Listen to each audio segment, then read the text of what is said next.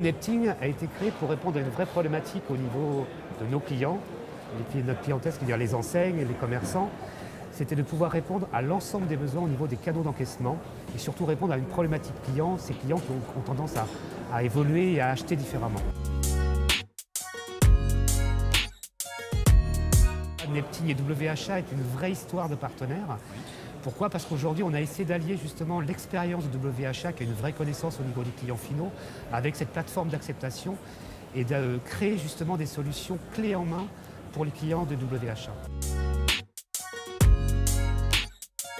Une très belle référence, la société Ubaldi, qui est une société du Sud. C'était le fait de pouvoir véritablement amener à leurs vendeurs un accompagnement, le fait de pouvoir prendre en main le client qui rentrait dans ces magasins avec un système de tablettes et de petits dongle M-POS afin de suivre le client et de pouvoir aller justement juste à l'encaissement en ayant aussi bien sûr conseillé ce client. En dehors véritablement déjà de pouvoir justement, comme je disais tout à l'heure, répondre à tous ces encaissements, c'est aussi le fait de pouvoir consolider tout ce qui est transaction.